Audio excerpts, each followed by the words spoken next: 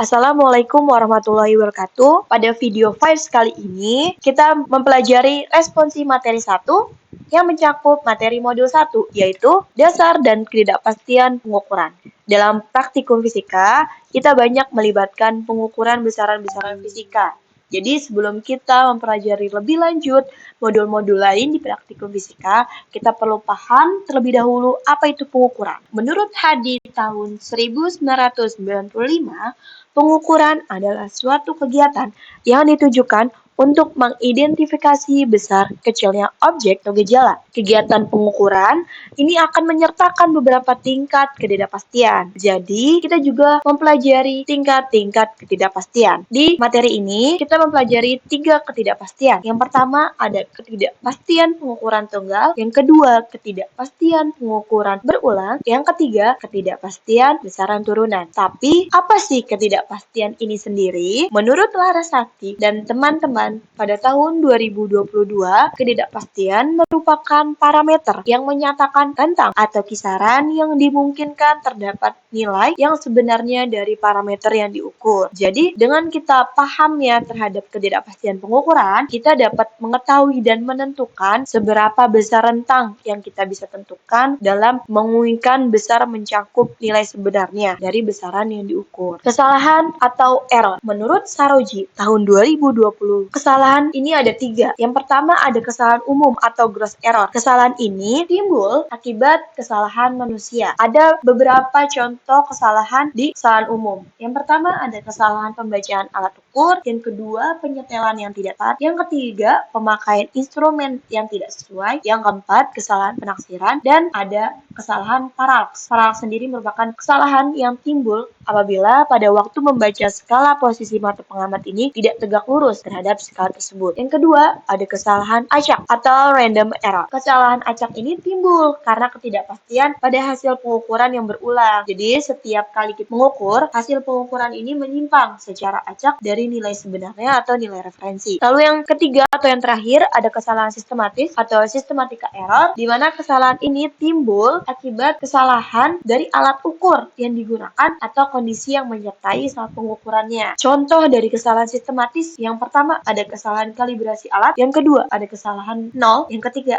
ada waktu respon yang tidak tepat, yang keempat ada kondisi yang tidak sesuai, lalu yang kelima ada kesalahan pandangan atau paralaks. Lalu kita melihat ada akurasi dan presisi. Apa sih perbedaan akurasi dan presisi dan apakah memang berbeda nih akurasi dan presisi? Di sini dijelaskan bahwasannya akurasi atau ketepatan ialah seberapa dekat hasil pengukuran dengan nilai sebenarnya. Jadi kita melakukan pengukuran berulang, nah seberapa dekat nih dengan nilai referensinya. Sedangkan presisi atau ketelitian yaitu derajat konsistensi nilai pengukuran yang dilakukan secara berulang. Jadi kita melakukan pengukuran berulang, lalu seberapa banyak nilai yang kita hasilkan atau derajat konsistensi yang nilai kita hasilkan dengan nilai yang kita hasilkan dari pengukuran yang berulang. Ketidakpastian, seperti yang sudah saya jelaskan sebelumnya, di sini ada 3 ketidakpastian. Yang pertama ada ketidakpastian pengukuran tunggal dengan rumus delta X sama dengan setengah dikali NST. NST sendiri merupakan nilai skala terkecil dari alat ukur yang digunakan untuk pengukurannya. Lalu ada ketidakpastian pengukuran berulang dengan rumus tertera, lalu ada ketidakpastian besaran turunan dengan rumus tertera. Alat yang kita gunakan untuk praktikum di modul 1 ini, yang pertama ada mistar dengan ketelitian 1 mm, lalu yang kedua ada jangka sorong dengan ketelitian 0,1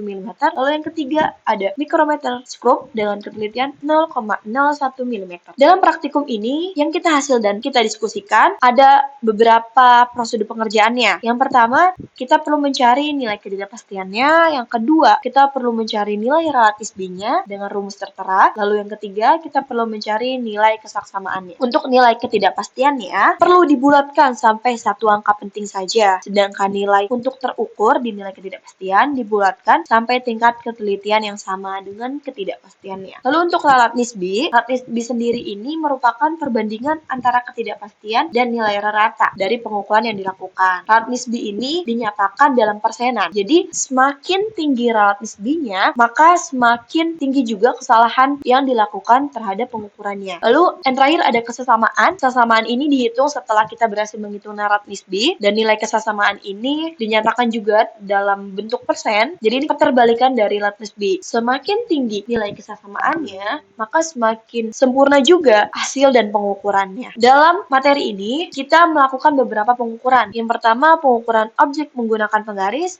pengukuran objek menggunakan micrometer screw, pengukuran objek menggunakan jangka sorong, lalu kita mencari nilai ketidakpastian dari masing-masing objek dan alat ukur, dan mencari nilai ralat nisbi dan kesesamaan dari masing-masing objek dan alat ukur. Dalam modul ini, kita menggunakan dua jenis ketidakpastian saja, yaitu ketidakpastian pengukuran tunggal dan ketidakpastian pengukuran berulang. Kesimpulannya, jadi bahwasannya semua pengukuran ini memiliki ketidakpastian. Jadi setiap kita melakukan pengukuran, kita perlu menyertai pengukurannya itu dengan nilainya beserta ralat nisbi dan keseksamaannya. Lalu yang kedua ada ketepatan dan kelitian. Bahwasanya kita mengetahui ternyata ketepatan dan ketelitian ini adalah dua hal yang berbeda, dan keduanya ini sangat penting dalam pengukuran. Lalu ada kesalahan. Bahwasannya menurut Saroji juga kesalahan ini ada 3, yaitu yang berasal dari kesalahan umum, kesalahan acak, maupun kesalahan sistematis. Berikut beberapa referensi yang kami gunakan pada modul materi 1. Terima kasih. Ada sedikit quotes dari modul materi 1,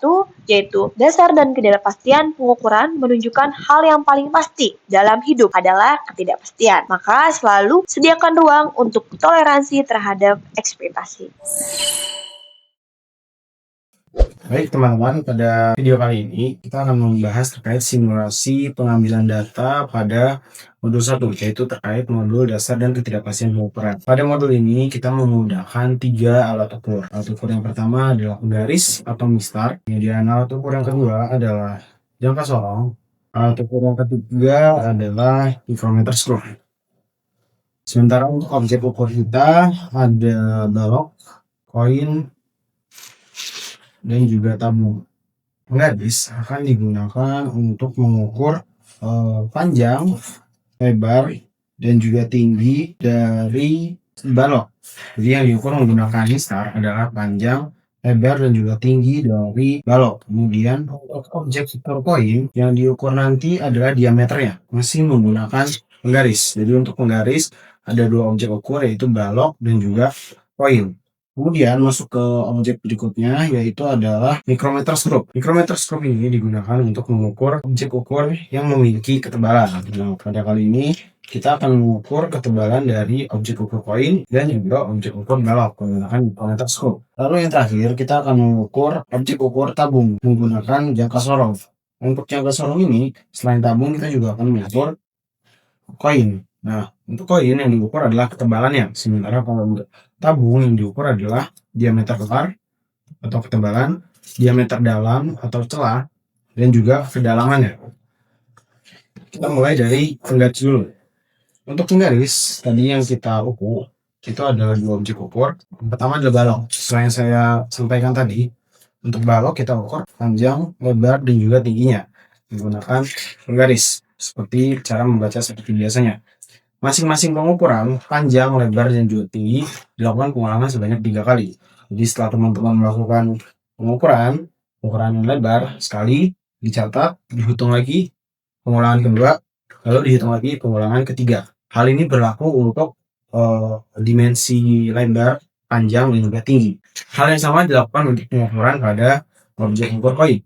Dimana pada objek ukur koin yang kita ukur adalah diameternya. Diameter berarti adalah panjang dari lingkarannya. Sementara kalau jari-jari itu adalah setengah panjang dari lingkarannya. Teknisnya masih sama, menggunakan penggaris, kita ukur panjangnya, panjang diameternya, kemudian kita catat datanya, kita ulang sebanyak 3 kali. Itu untuk pengukuran menggunakan alat ukur mistar atau penggaris. Setelah menggunakan alat ukur mistar atau penggaris selesai, kita akan menggunakan alat ukur jangka sorong. Jangka sorong ini memiliki ketelitian 0,02 mm. Dengan fungsi tadi untuk mengukur kedalaman, tebal, dan juga celah. Nah, untuk pengukuran jangka sorong ini objek ukurnya adalah koin dan juga tabung. Untuk koin kita hanya mengukur ketebalannya saja. Jadi ketebalan yang diukur menggunakan bagian rahang bawahnya. Teman-teman untuk mengukur ketebalan. Nah, yang diukur bukan seperti ini ya teman-teman, tapi miring seperti ini. Jadi kita akan mengukur ketebalannya dari koin ini. Oke, setelah koin diletakkan di tempat, pastikan penguncinya sudah terkunci. Kemudian teman-teman akan bisa mengukur atau melihat nilai dari ketebalan koin tersebut. Cara melihatnya bagaimana? Teman-teman akan lihat ini seperti penggaris biasa. Jadi satu garisnya ini adalah 1 mm, sementara kalau di garis bawah ini nilainya adalah 0,02 mm. Sehingga teman-teman nanti mencari dari nilai-nilai ini dia yang paling sejajar itu yang mana garisnya. Setelah garisnya yang paling sejajar diketahui misal di angka 4. Oh, berarti nilainya nanti adalah di sini yang sejajar 2 ditambah 4. Ininya per garisnya ini adalah 0,02. Jadi 2 ditambah 4 ditambah 0,02 yang garisnya selaras. Jadi nanti hasilnya adalah 2,42. Seperti itu teman-teman.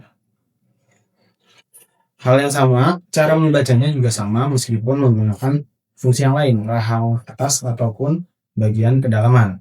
Contoh, kita mau mengukur lebar celah, yaitu menggunakan rahang atasnya. Sama, dibuka, disesuaikan, kemudian dikunci, lalu melakukan pembacaan yang sama. Setiap dimensi dari setiap objek ukur dilakukan pengulangan sebanyak 3 kali. Itu untuk penggunaan jangka sorong. Pengukuran terakhir, kita menggunakan micrometer stroke, di mana micrometer stroke ini kita mengukur objek ukur balok dan juga koin. Kita tidak menggunakan tabung lagi. Nah, untuk objek ukur balok dan juga koin, keduanya kita mengukur ketebalannya teman-teman. Jadi untuk micrometer scope ini, pastikan pertama kita sudah melakukan yang namanya kalibrasi. Apa itu kalibrasi? Jadi kalibrasi ini adalah penyesuaian agar nilai ukur dari objek ukurnya, dari alat ukurnya si micrometer scope ini sudah sesuai. Bagaimana cara mengkalibrasinya? Jadi ketika sudah paling kencang posisinya teman-teman, kita cari angka nolnya. Kita tahu bahwa oh di sini ada angka 0 nih. Angka 0 ini harus selaras dengan angka nolnya skala utamanya. Jadi yang ini namanya skala utama, nanti yang kecilnya adalah skala menius. Nah, ini kita sesuaikan, kita kalibrasi. Angka 0 harus linear dengan angka 0. Sudah terbaca ya, teman-teman. Nolnya sudah selaras sehingga ini sudah terkalibrasi. Nah, kemudian untuk mengukur ketebalannya, kita mulai dari koin dulu. Koin kita selipkan ke sini, kita kencangkan lagi. Setelah sudah kencang, nanti ini dikunci untuk mengunci dari micrometer stroke-nya. Nah, kalau misalnya jangka sorong tadi memiliki ketebalan 0,02, micrometer stroke ini memiliki ketebalan 0,01. Sehingga teman-teman lihat di sini adalah skala utamanya. Ini sama seperti penggaris tadi, jadi setiap garis ini adalah 1 mili. 1 mili nanti ditambah dia ketemu sejajarnya dengan nilai berapa? Karena ketebalan 0,01, 0,01 dikali 10 kan berarti 0,1. Ditambah setiap ininya 0,01 berarti contoh yang ini adalah 3 mili ditambah 0,13. Berarti adalah 3 tambah 0,13 berarti 0,43 mili untuk ketebalannya. Hal yang sama berlaku juga untuk balok. Cara pembacaannya itu adalah sama, namun objek yang kita ukur adalah ketebalannya. Jadi untuk ketebalan balok nanti seperti ini mengukurnya. Kita masukkan bagian sini, tinggal dikencangkan kembali. Pembacaannya dilakukan dengan cara yang sama. Nah, masing-masing untuk ketebalan koin dan juga ketebalan balok itu dilakukan pengukuran atau pengulangan sebanyak 3 kali. Sekian, terima kasih. Ini kami akan mensimulasikan bagaimana pengolahan data untuk modul 1, dasar dan ketidakpastian pengukuran. Pengolahan data pada kali ini akan menggunakan software Microsoft Excel, di mana nanti teman-teman akan diberikan template untuk mempelajari dan berlatih bagaimana pengolahan data ini dapat diperoleh berdasarkan data yang sudah teman-teman peroleh dari hasil observasi atau pengambilan data secara langsung di hari-hari sebelumnya. Di sini pada template latihannya pun sudah saya cantumkan dari rumus yang nantinya akan kita transpose atau kita konversi dari rumus tertulis ini menjadi rumus dalam bentuk Excel. Jadi untuk teknis pengolahan datanya itu sama seperti teknis pengolahan data secara konvensional, namun kita menggunakan bantuan software Excel agar hasilnya lebih konkret dan juga mengefisiensikan proses perhitungan teman-teman di dalam ruangan. Untuk alur pengerjaannya masih sama seperti yang disampaikan pada materi, di mana nanti teman-teman akan mencari nilai dari ketidakpastiannya, baik itu pengukuran tunggal, pengukuran berulang, maupun besaran turunan. Setelah didapatkan nilai ketidakpastiannya, pastinya nanti akan dicari nilai ralat nisbi, kemudian nilai kesaksamaan. Seperti itu teman-teman. Kita masuk ke pengolahan yang pertama, yaitu pengolahan menggunakan alat ukur mistar atau penggaris. Seperti yang disampaikan pada simulasi pengambilan data, bahwa nanti teman-teman melakukan pengulangan setiap dimensinya itu 3 kali. Pengukuran panjang itu dilakukan pengulangan sebanyak 3 kali, pengukuran lebar itu dilakukan sebanyak 3 kali, dan pengukuran tinggi dilakukan sebanyak 3 kali. Jadi di yang bagian sini teman-teman, itu adalah data asli atau data primer hasil observasi teman-teman di lab pengambilan data. Semisal teman-teman dapat data seperti berikut. Data ini adalah data mentahnya teman-teman. Kemudian nanti kita berfokus dulu untuk objek ukur balok misalnya. Sini kita fokus ke yang bagian sini ya teman-teman. Alat ukur penggaris dengan objek balok. Semisal kita masuk ke dimensi pertama, yaitu terkait dengan panjang. Jadi setelah teman-teman dapat pengukuran sebanyak 3 kali untuk dimensi panjang, nanti teman-teman melakukan perhitungan rata-ratanya. Di Excel untuk mendapatkan nilai rata-rata, teman-teman bisa menggunakan rumus sama dengan average. Jadi tinggal teman-teman ketik sama dengan, kemudian cari average, double klik, kemudian teman-teman blok nilai mana saja yang mau dirata-ratakan.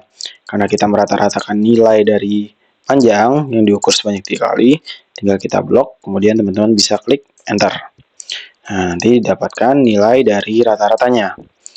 Nah, di kolom sini nanti teman-teman tinggal, karena sudah dapat ya nilai rata-ratanya di sebelah kiri sini, teman-teman tidak perlu menulis secara manual 3,13, tidak perlu.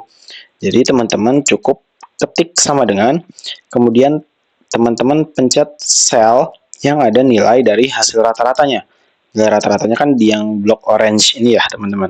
Tinggal diklik, maka dia tinggal di enter. Kenapa harus seperti itu atau disarankan seperti itu? Karena ketika nanti ternyata ada perubahan atau teman-teman salah menghitung, misal, oh ternyata pengulangan pertama itu di 3,3. Maka nilai di sini kan pasti berubah. Nah, di sini teman-teman juga sudah otomatis berubahnya. Tidak perlu teman-teman berubah lagi satu-satu secara manual. Seperti itu. Kemudian di sini ada KPB. KPB itu adalah ketidakpastian pengukuran berulang. Yaitu yang di sini rumusnya, ketidakpastian pengukuran berulang. Kenapa makanya ketidakpastian pengukuran berulang? Karena pengukurannya dilakukan lebih dari sekali. Nah, seperti yang kita tahu, rumus konvensionalnya adalah akar N sigma XI kuadrat dikurang sigma XI kuadrat luar kurung per N kuadrat N-1. Nah, rumusnya setelah ditranspose adalah seperti ini teman-teman. Teman-teman bisa lihat. Jadi sama dengan SQRT ini, itu adalah untuk mensimbolisasikan akar. Kemudian di sini ada angka 3. Kenapa ada angka 3? Karena 3 itu adalah N-nya teman-teman. N itu adalah banyak pengukurannya, banyak pengulangan pengukurannya. Karena dilakukan pengukuran sebanyak 3 kali, N-nya dicantumkan 3. Kemudian dikali C7 pangkat 2. C7 itu yang mana teman-teman? Teman-teman bisa belajar di sini. Misal diklik, oh C7 kan berwarna biru. Nah, berarti C7 itu yang ini nih, lebih mudahnya. Karena bisa teman-teman cek lagi A, B, C, kemudian sel ke-7, C7, nilainya kan 3,3, itu dipangkatkan 2 sesuai dengan rumus pada ketidakpastian pengukuran berulang. Untuk membuat rumus pangkat di Excel, teman-teman, itu teman-teman cari yang tanda seperti panah menghadap ke atas, itu mensimbolisasikan pangkat. Kemudian sesuai dengan rumusnya dilanjutkan, C7 pangkat 2, kemudian C yang C8 dipangkatkan 2, ditambah C9 dipangkatkan 2, dikurangi C7 ditambah C8, ditambah C9, ini semuanya dalam kurung, baru dipangkatkan 2 lagi. Kemudian ada garis miring itu kalau di Excel mensimbolisasikan bagi. Ini karena per ya, bagi atau per. Kemudian B9 pangkat 2, B9 itu yang mana teman-teman? B9. Kenapa makanya B9? Kenapa 3? Karena sesuai dengan rumusnya N. Nah, saya naruh biar lebih cepat saja, biar lebih otomatis. Jadi si N-nya yang 3, saya ngeblok dari sini. Kalau misalnya teman-teman mau ganti juga, B9 langsung diganti angka 3, itu pun bisa teman-teman. Cuma saya lebih senang menggunakan rujukan B9 pangkat 2. Nah, simbol bintang ini itu artinya kali teman-teman. Jadi B9 pangkat 2 dikali B9 min 1. Sesuai dengan rumus ketidakpastian pengukuran berulang ya teman-teman. Sehingga didapatkan nilainya seperti ini. Nah, 0,058. Nah, kemudian di sini ada atau persamaan. Persamaan di sini itu adalah nilai utama plus minus nilai toleransi, teman-teman. Jadi nilai toleransinya itu diambil dari nilai ketidakpastiannya.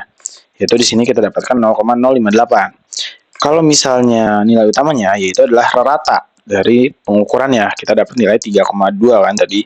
Jadi tertulis di sini teman-teman adalah 3,2 ditambah 0,08. Nah, di sini cuman saya lebarkan, jadi dia terusnya 0,057. Seperti itu, teman-teman. Nah, setelah didapatkan nilai persamaannya, itu teman-teman bisa mencari nilai relatif nisbinya.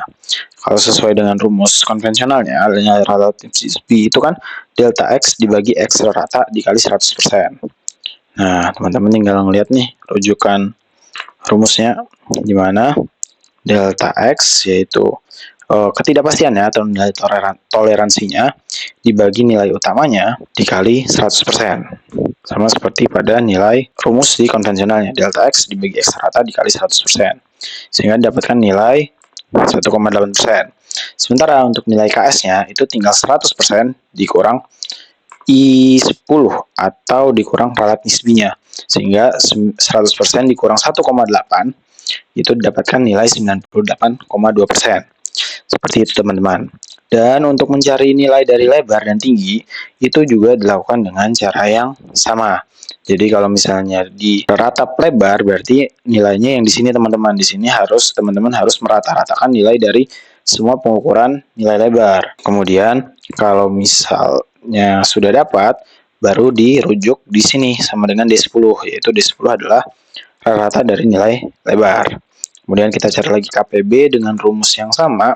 Yang berbeda hanyalah ininya teman-teman. Jadi posisi selnya. Kalau tadi yang di panjang ngerujuknya adalah nilai-nilai yang di kolom panjang. Nah, kalau yang di lebar berarti nilainya yang dirujuk adalah nilai-nilai yang di kolom lebar. Namun secara pola ini pasti sama teman-teman. Setelah didapatkan ketahuan nilai persamaannya. Persamaannya ditulis adalah nilai utama plus minus nilai toleransi atau nilai ketidakpastiannya. 4,07 plus minus 0,033. Kemudian kita bisa mencari nilai relatif nisbinya. Rumusnya masih sama.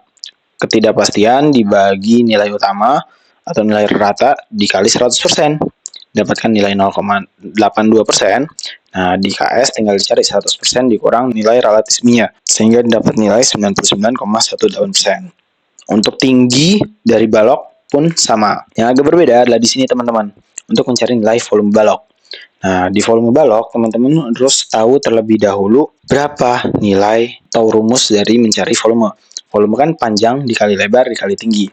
Nah, bisa kita lihat di sini tercantumnya H7 kali K7 kali N7. Jadi, yang dicari itu adalah rata dari panjang dikali rata dari lebar dikali rata dari tinggi. Dapatkan nilainya adalah 65,93 cm. Setelah kita dapat volumenya, volume ini sama dengan rata dari panjang lebar tinggi, cuman dia volume. Nah, di sini yang berbeda kalau tadi di atas kan kita KPB semua karena satu dimensi. Nah, di sini ketidakpastian besaran turunan karena kita mencari dari volume. Volume berdasarkan nilai dari 3 dimensi. Nah, di sini seharusnya satuannya nanti cm kubik, cm pangkat 3. Seperti itu teman-teman. Setelah kita dapat volume baloknya, kita cari ketidakpastian besaran turunannya. Kalau sesuai dengan rumusnya, di sini kan ada simbolik-simbolik seperti ini ya teman-teman. Nah, di sini sudah kami konversikan, sehingga teman-teman cukup memahami saja yang mana nilai yang dirujuk atau yang dipakai. Di sini tertulis D10 dikali E10 dikali H8. Nah, teman-teman bisa mempelajari nih, D10 berarti lebar dikali S10 yaitu tinggi dikali H8.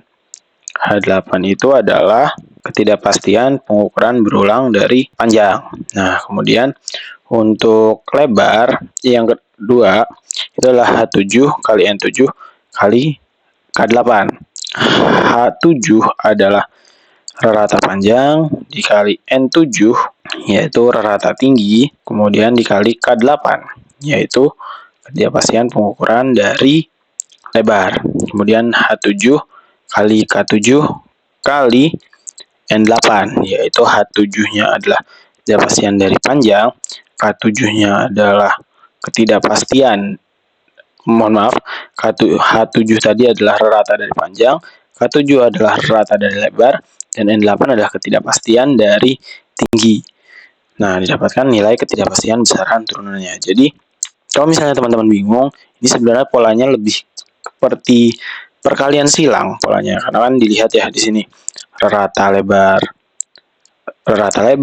dikali rata tinggi, kemudian baru lagi dikali dengan ketidakpastian pengukuran dari panjang. Terus yang kedua, rata panjang dikali rata tinggi dikali ketidakpastian pengukuran dari lebar. Itu jadi kayak kali silang begitu teman-teman, karena memang di sini itu adalah turunan, jadi diturunkan setiap dimensinya itu harus diturunkan seperti itu teman-teman. Sehingga setelah didapatkan ketidakpastian besaran turunannya, kita dapat persamaannya. Yang tadi ketidakpastiannya itu adalah 2,16. Sehingga di sini nilai utama volumenya adalah 65,93 cm. Sehingga bisa kita tuliskan 65,93 plus minus 2,16. Oke, setelah kita dapatkan persamaannya, kita cari nilai relatisminya. Relatisminya sama seperti yang di atas, ketidakpastian dibagi nilai utama, rata nilai utama dikali 100%. Dicarilah nilai kesamaannya. Itu untuk yang bagian balok menggunakan penggaris. Nah, untuk objek ukur koin, teman-teman kan hanya mencari diameternya saja ya, teman-teman. Tapi pengukurannya sebanyak 3 kali.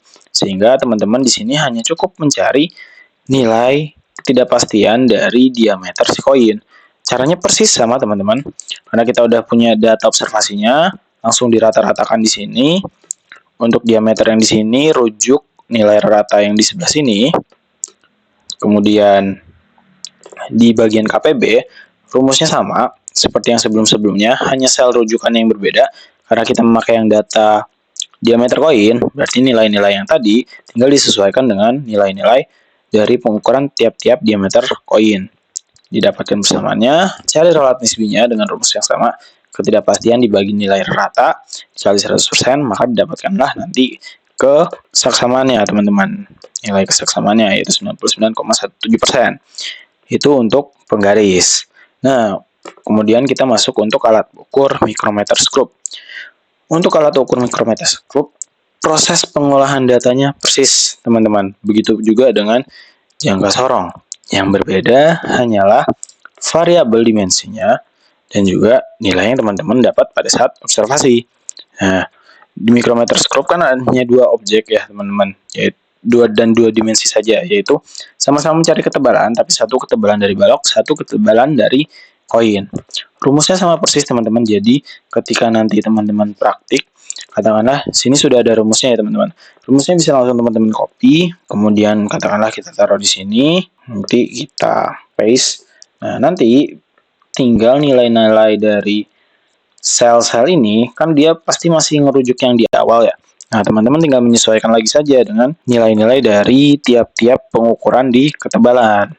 Sehingga nanti didapatkan nilai rumusnya seharusnya seperti ini. C26 kuadrat tambah C27 kuadrat tambah C28 kuadrat dikurang C26 C27 C28 kuadrat dibagi B28 kuadrat dikali B28 min 1 dengan N-nya adalah 3, teman-teman. Seperti itu. Di sini kan 4,7 dan 0,09. Kesamaannya sama, yaitu 4,7 plus minus 0,09. Relatismi rumusnya sama, kesaksamaan pun rumusnya sama. Untuk koin, itu pun sama mencarinya, teman-teman. Hanya saja, seperti tadi, yang dirubah hanya nilai rujukannya saja.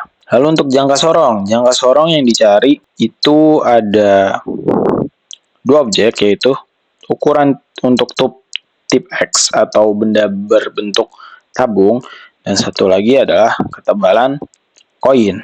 Nah, di sini baru tercantum tutup tip X ya, teman-teman, mohon maaf. Namun untuk teknis pengerjaannya itu sama persis, apalagi kalau di jangka sorong itu tidak ada besaran turunan sama seperti di micrometerscope, yang dicari hanya tiap-tiap dimensi saja.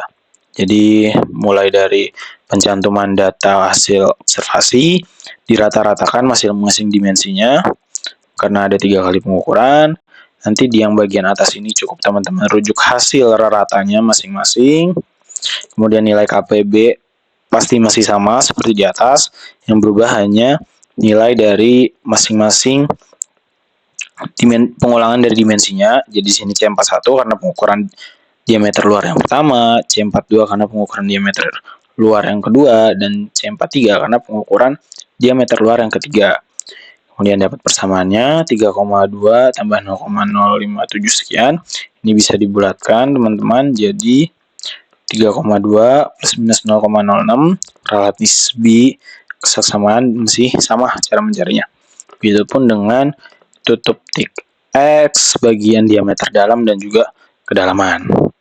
Begitupun nanti ketika ada untuk tabel mencari ketebalan koin.